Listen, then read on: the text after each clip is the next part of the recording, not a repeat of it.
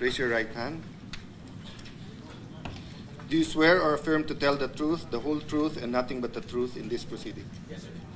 For the record, Mr. President, he has taken his oath. Thank you, Mr. President. Attorney Rondayen, pwede ba naming malaman mula sa iyo kung sa ngayon ay nakapag-execute na ng apostilled sworn statement si former Congressman Saldico? Bago ko po sagutin yan, Senador, i-klaro ko lang for the record, no? Okay. Nandito ko, hindi para kay Saldico, kasi dahil nakatanggap po ako ng mga email no, isang araw na addressed to 7 individuals. For the record, Mark Tiksay, John Paul Estrada, Joshua Cano, John Kirby Pajarilla, Roland Supat, Attorney Sam Buenviale Stroke, Sam Buenviaje, and Arnel Gangop. Natanggap ho ito sa office ko, care of sa akin, pero hindi ko kilala itong mga to, hindi ko mga kliyente itong mga to.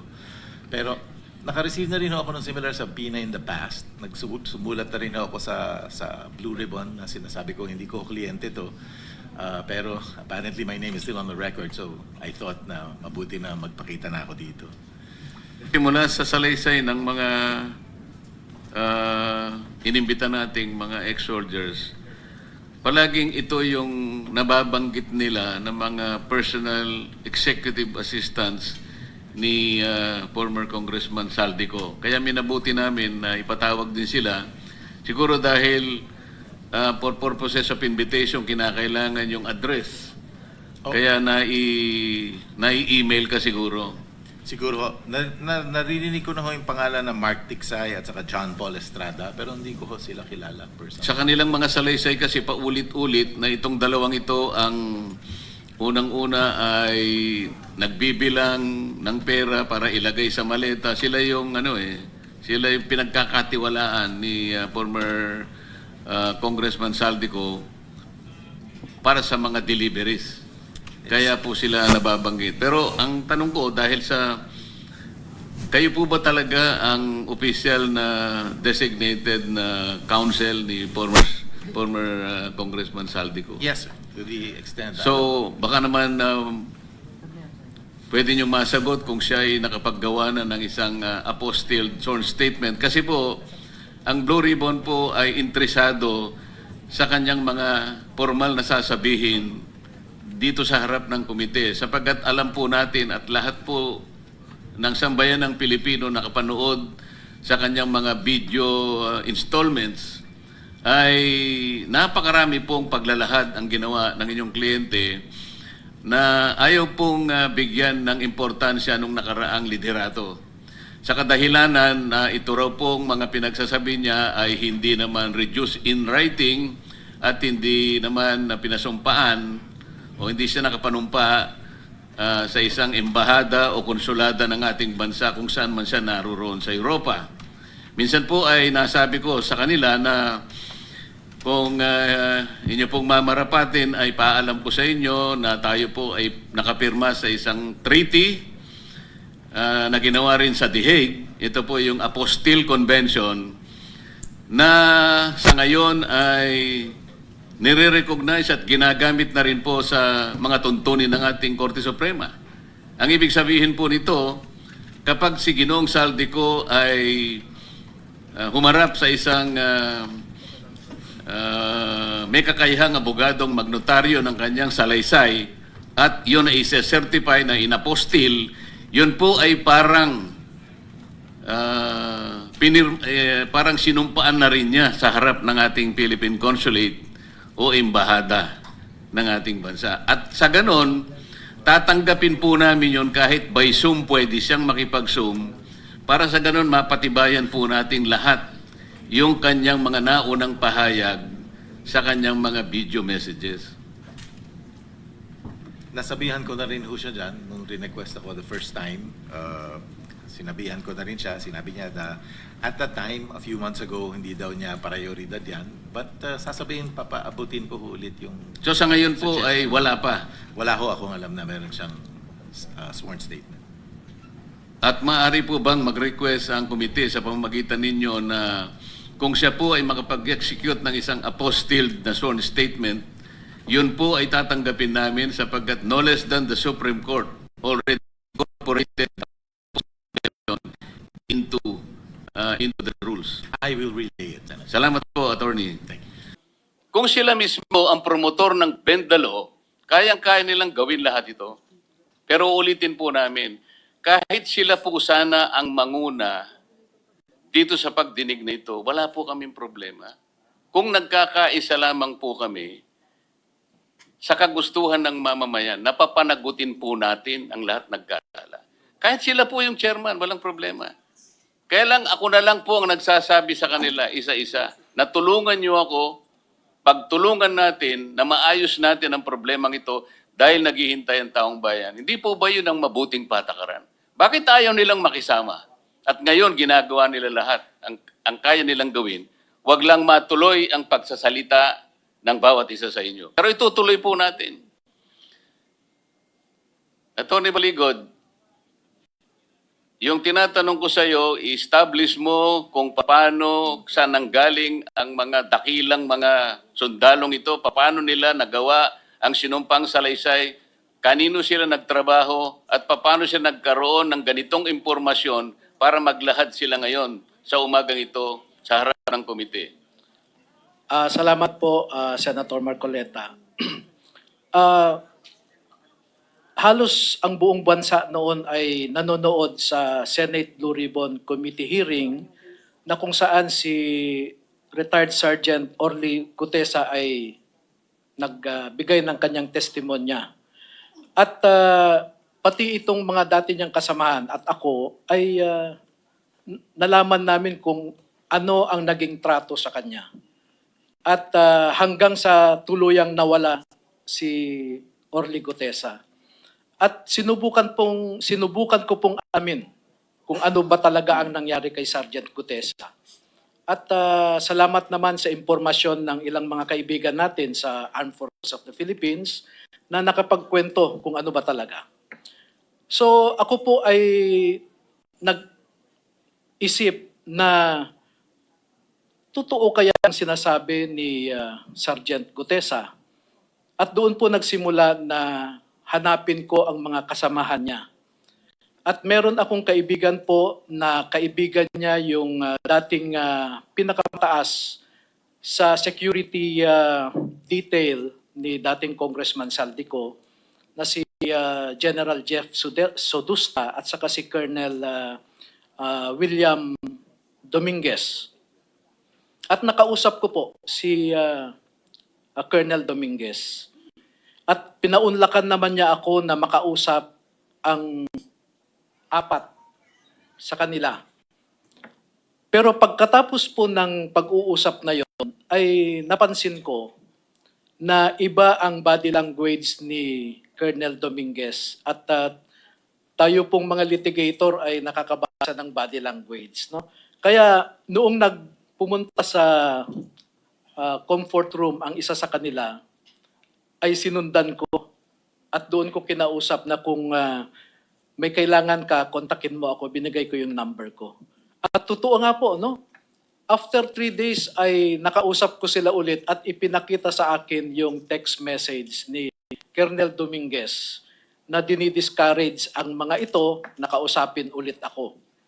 Mr. Chairman, may I ask, Attorney, active yan si Colonel? Retired na po sila. Retired na. Pati si General Sodusta. Yes. Maybe we'll get the names later on, Mr. Chairman, at kung pwede, next hearing, imbitahin natin sila. As sinasabi parati ni Senator Lacson, sundan natin yung ebidensya. Diba? So as the names are mentioned, may I ask the Secretariat to take note and then maybe any member can manifest, Chairman, kung sino ang dapat maimbita later on. Thank you, Mr. Chairman. So nung kumontak po nga ang isa sa akin, ang sinabi niya ay dinidiscourage sila ni retired Colonel Dominguez, nakausapin ulit ako. Pero nararamdaman ko sa kanila. Hindi bali na yun. Hindi sila na-discourage. Ang totoo niyan, nakagawa sila ng pinagsamang salaysay at ito ay pinasasalamatan sa inyo ng buong sambayanan at naging matapang kayo para magsiwalat kayo sa nalalaman ninyo. Ang gusto ko lamang talagang tindigan ninyo Lahat ng sinabi nyo rito, lahat ng nakasulat dito ay kaya ninyong tindigan at maaari pa kayong makagawa ng detalyadong pagsasalaysay kung kinakailangan. Sapagkat nabasa ko yung ibang bahagi nito, medyo may pagka-general ang approach. Katulad halimbawa, nung sinasabi nyo rito na may mga maleta ding naibigay sa mga miyembro ng media. Wala kayong binanggit dito pero inaasahan ko na ididetalya ninyo kung sino-sino ang nabigyan ng maleta sa panig ng ating mass media. Napakasama po kasi ang magiging resulta, lalong-lalo na kung totoo nga, sa pamagitan ninyo ngayon, i-establish natin talaga kung totoo lahat ito, saan naman kayo nakakita ng ang taong bayan na nagdidepende ng kanilang impormasyon, ng kanilang magpagdidesisyon sa nagaganap sa ating bansa at maging sa labas ng bansa sa pamamagitan ng media. Kung ang halimbawa ang media ay nabayaran ng mali-malitang pera, paano nyo ngayon isisiwalat kung ano ang totoo?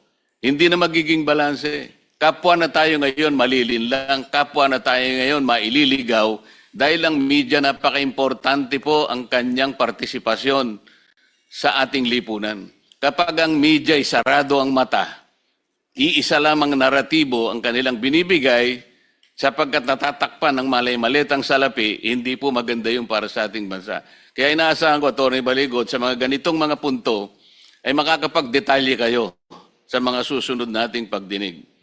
Sa katotohanan nga po, Senator, Mr. Chair, ay nag-umpisa na kami na gawin ang individual affidavits nila.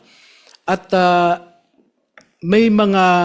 merong isang aspeto dyan sa kanilang affidavit na magkakaroon ng paglilinaw sa kanilang individual na affidavit dahil sa dami po kasi nila noon, hindi lang po 18 kasi ang in-interview ko po eh. Marami po sila, no? Meron pa dyan mga 19 po. Sa dami po ng information na pumasok sa akin. Di bali na yun, Attorney. Ang importante rito yung kahandaan nila at yung kanilang kagustuhan na makapagdagdag pa ng detalye kung kinakailangan dahil may mga bahagi nga nitong pinagsamang salaysay na hindi po detalyado. Mr. Chairman. Opo. Sir Chairman, 2 points lang. Katulad kanina, same comment sa media sa mga senador, no?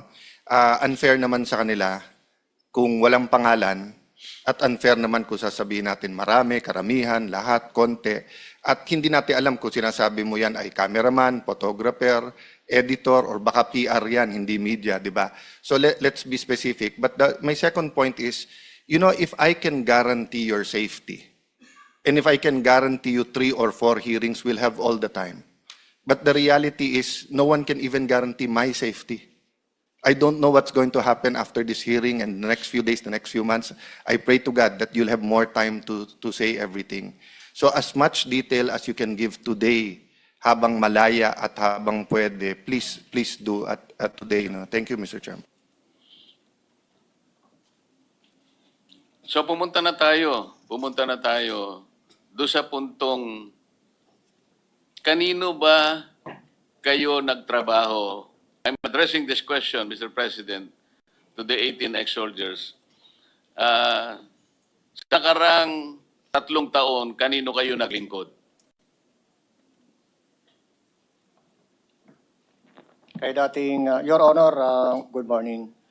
Nagtrabaho po kami kay dating Congressman Elizalde Esco, Your Honor.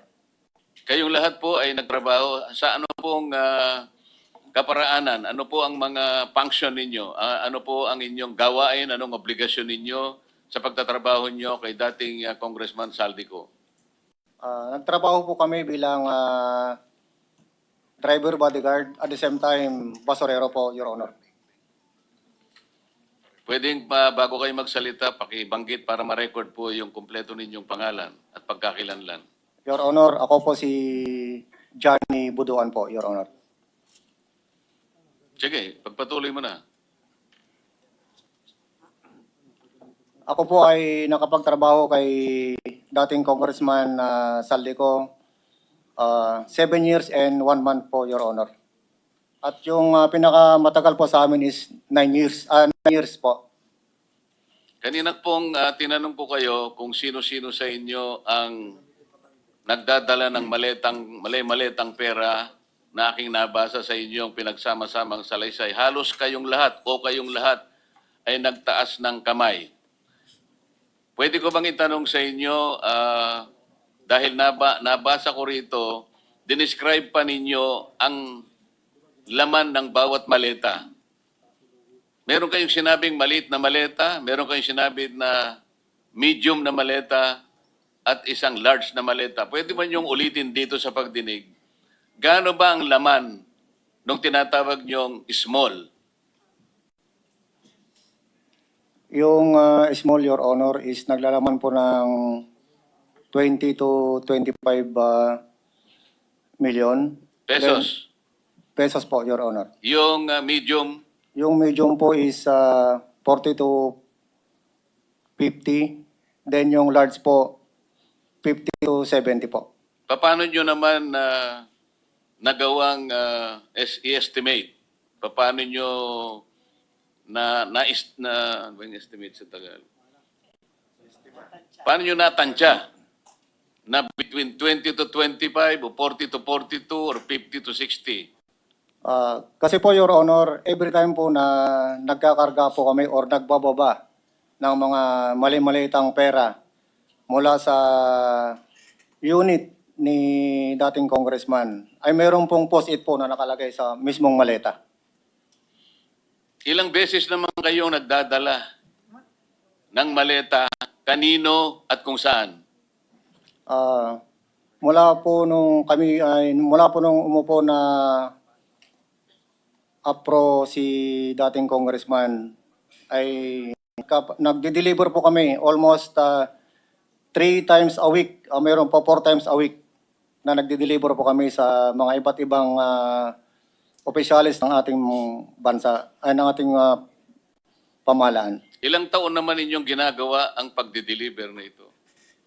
Mula po nung umupo na apro si dating congressman Saldico, Your Honor. Anong taon yung dati siyang chairman ng APRO?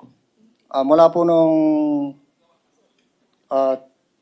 2022, Your Honor. Hanggang 2025. Yes po, Your Honor. 3 beses, isang linggo, ilang maleta naman bawat delivery? Hindi po bababa sa 20 maleta po, Your Honor, ang naidideliver. Bawat delivery. Yes po, Your Honor. So bawat delivery, 20 maleta, maliit, medium, at saka yung large. Halo-halo na, ganun ba? Opo, Your Honor. 3 beses, isang linggo, ilang maleta yon?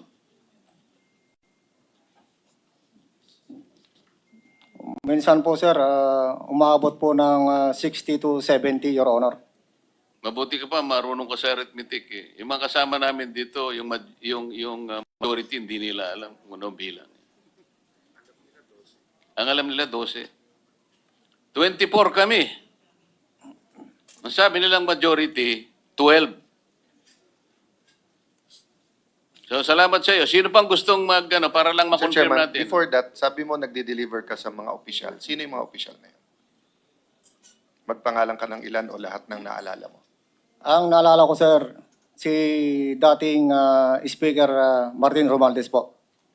Meron po kaming video at saka mga pictures, Your Honor. Bukod kay dating speaker, sino pa? Na yung personal mo alam hindi mga kasama mo, ikaw mismo. Saka kay,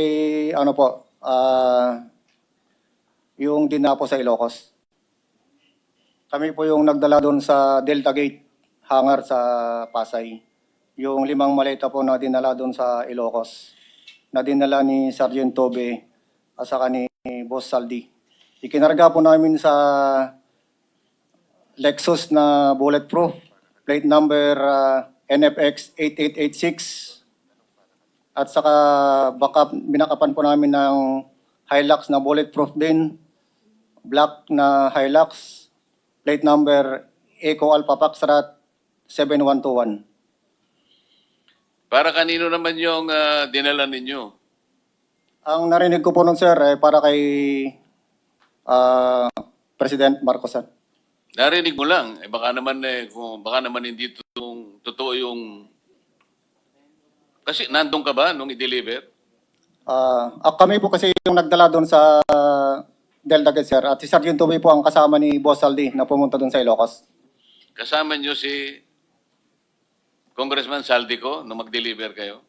Kami po yung nagdala, sir, sa Delta Gate. Then sila Sergeant Tubay at saka ni Boss Aldi ang nagdala po doon sa Ilocos.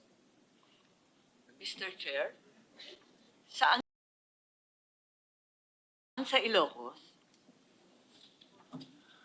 Your Honor, ako po si Belnar Tube. Sa Kayo Paway yung po, Your magkasama, Honor. yung dalawa kayo, pumuntang Ilocos? May mga retrato pa ng eroplano. Yung nag-receive lang po kung sino po doon sa Paway po nag-receive po. Alam niyo yung address o yung bahay, kahit barangay lamang? Your Honor, hindi po kasi gabi po kami dumating ni Kong Saldi doon sa area po.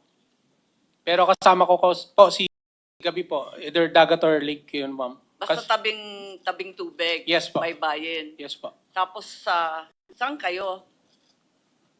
Doon ma'am sa letter U na bahay ma'am kasi nakikita ko po yung mga picture nung ni dating president po na si Marcos din po. May picture din po sila ng family din po. Then yung room po may yung telepono po kasi may mga pangalan po ng mga anak niya at saka ni So nakapasok pala kayo? Yes po. I see. Nakita ba ninyo yung kamag-anak nila o pamilya ng mga opisyal? Yung time na dumating po kami, Your Honor, is sila lang po. Nauna po si Kong Sandro, then next po si President, then si First Lady po yung dumating, nag-dinner po sila ni Kong Saldi. Andun pa rin kayo? Yes po. Kinamugahan na po kami bumalik po ng Maynila po. Kailan kayo nagpa-picture? Nakita ko may mga retrato pa kayo eh. Your Honor, natandaan ko 2022 pero di ko matandaan yung... Pero that was the same visit nung naghatid kayo ng Yes maleta. po, yes, Your Honor. Thank you po. Po nito, Your Honor, ay iipunin namin sa isang USB. In fact, nag-umpisa na kami mula nung natanggap namin ang imbitasyon ninyo. Pero marami po talaga ang iba't ibang sources. Itinago rin po kasi nila yung kanilang telepono. Dahil, alam niyo po... Sino po ang nagtago? Nung una po kasi, nung lumabas si Sergeant Gutesa, lahat sila ay pinatawag, no? Siguro sila ang magkwento mamaya. Pinatawag sila at right there and then, kinuha po yung kanilang telepono. Hindi, gusto ko sila nang magkwento. Sila Sino po, ang pwedeng magkwento doon sa bahagi na yon na sinasabi ni Attorney Baligod? Yung tungkol sa telepono, sino yung kumuha ng telepono? Your Honor, magandang Pangalan umaga. po, pangalan. Ako pala si Bini Is Buluntati. Your Honor, kasi nung pumutok yung flood control po, 2024, nakapagsalita na po dito si Master Sergeant Orly Gutesa. Ngayon, maraming nagliligaw sa amin. Ano po? Ano po? Nililigawan po kami na hindi na po kami magsalita para manahimik na lang po. Una dyan, napatawag kami sa Sino po Raffles. ang lumiligaw sa inyo? Si si dating Chief of Staff Nick Torre po. General Torre po. General Nick Torre. Yes po, Your Honor. Anong klaseng panliligaw naman ang ginawa sa'yo? Siyempre yung nanliligaw, kumbaga sa babaeng nililigawan, kung ano-ano ang ino-offer, kung minsan may bulaklak, may tsokolate, pinakikita ang kagandahang loob, lalaki, para lang maibig mo. Anong klaseng panliligaw ang ginawa niya? Una, Your Honor, kinausap kami na pirma ng affidavit na walang visa namin yung mga sinasabi ni Orly Gutesa po. Ibig sabihin, pinagagawa kayo ng affidavit na huwag ninyong patotohanan Opo, Your Honor. yung mga pinagsasabi Opo, Your na Honor. nauna ni Sergeant Gutesa. Opo, Your Honor. Pumayag ba kayo? Katunayan nga, Your Honor, matagal kami nagdebating dalawa eh. Simula alas 4 hanggang alas 7. Kaso lang yung apat na kasama ko, napilitan na silang pumirma gawa nung naipit na po. Baka kami ay mapahamak po sa kanila. Mapahamak pong sarili namin po. Sa makatwid, hindi siya nanliligaw, nananakot siya. Yung nanliligaw, malumanay, magandang approach. Pero natakot ang mga ibang kasama mo, nakapirma doon sa kanyang nakapirma, kagustuhan na huwag patotohanan yung sinasabing nauna ni Sergeant Gutesa. Yes, Your Honor. Bali, 5 kami po yung pumirma. Ako yung pinakahuling pumirma. Pero ngayon sinasabi mo na napapirma ka lang dahil napilitan ka lang. Yes, Your Honor. Pagkatapos noon, ano naman ang pabuya na binigay sa iyo kung meron? Binigyan kami ng 50,000, Your Honor, para sa disturbance namin. Pakiulit Your Honor. nga po, magkano po? 50,000, Your Honor. Yen, Pesos nyo. pesos. Opo. Sino nagbigay? Yung si Annalisa Gaspar po. Yung staff niya doon po. O ano naman ang, bakit nila kayo binigyan? Kayong lahat binigyan ng 50,000 pesos Yes, Your Honor. para manahimik Opo, Your at Honor. wag patibayin o patibayan ang pinagsasabi ni Sergeant Gutesa. Opo, Your Honor. At saka sa mga sunod na araw, Your Honor, pinatawag naman po uli kami na yung lahat ng cellphone po namin ibibigay po sa kanila. Sa anong dahilan? Papalitan po ng mga bago po, iPhone po. 17 Pro Max. Ano bang klase yung mga cellphone nyo? Nokia? iPhone 16. So papalitan nila ng mas maganda. Yes, Your Honor. Alam ninyong dahilan kung ba't nila gagawin yon? Kasi nandun yung mga picture namin, Your Honor, na kasave sa cellphone po namin. O ganun palang nangyari, paano kayo nagkaroon pa ng mga litrato Your na Honor, nasama dito sa inyong pinagsamang salaysay? meron po kaming nakasave sa iCloud po namin. O, nautakan mo rin siya, di ba?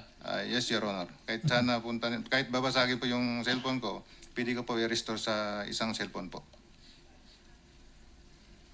Pinapatunayan pa ba ninyo yung sinasabi niya sa... Kayo po, Your Honor, pangalan po. Rose Bertopan. Idagdag ko lang po, ito po yung cellphone na binigay sa amin. Anong, pakisabi mo kung anong klase ng cellphone para ma-record. iPhone 16e, 128 GB. Magkano yan sa ngayon? Hindi ko, mga 30 plus siguro, Your Honor. Ano? 30 plus. Hindi sila marunong, 30,000. hindi sila marunong manligaw. GB lang. Yes, Tapos, Mr. President. Chairman, one question. Sir, brand new nung binigay sa inyo. yes, Your Honor. Yeah. May I ask the staff mamaya yung, ano tawag doon? IME. May number yan eh. Pag, IMEI, oo. Your Honor. Try lang natin i-trace baka kung saan nila binili at paano It's our duty here na sundin lahat ng ebidensya. So we'll try to do a forensic then. Kahit namin hindi lahat or kung sino hawak yung bago. Tulungan nyo na lang kami kung alam nyo yung sinasabi ko. Sige po. Thank you, Mr. Dagdag ko lang po, Your Honor. Gusto nilang makuha yung dati kong cellphone kasi marami po akong nakasave doon na mga picture. Pero dahil po sa Marines po ako, wise, ibang cellphone po yung binigay ko. Kaya na-save ko po yung mga picture. Sabi nga nila, Mr. President, nagtatalit-talinuhan man ang matsing, nauutakan din. Tama? Punta tayo ulit doon sa mga mali-maleta na binibigay ninyo. Dinadala mo... Kanino ba galing yung maleta na dinadala nyo sa bahay at mga lugar na pag-aari ni former Speaker Martin Romualdez na pinsang buo ni Senator Amy Marcos? Your Honor, yung mali-maleta po na binibigay po kay Kong Saldi galing po sa ibang contractor po na nauna po na naimbestigahan na po dito. Na-establish na natin kung ilang beses sa loob ng isang linggo kayo nagdi-deliver at kung ano ang average na bilang ng maleta at yung nilalaman ng mga maleta na yon. Na isang araw nga ay hindi makapaniwala yung isa sa amin na para bang physically hindi po pwede na makapag-deliver kayo ng ganong kalaking halaga at parang gumawa pa siya ng parang time motion study. Imposible ito. Kaya ayaw niya kayong ipatawag dahil hindi siya makapaniwala na yung ganong kalaking pera ay pwede ninyong i-deliver. Naniniwala ba kayo talagang na-i-deliver ninyo ng buong buo yung mga sinasabi nyo na nakasulat dito sa inyong pinagsamang salaysay?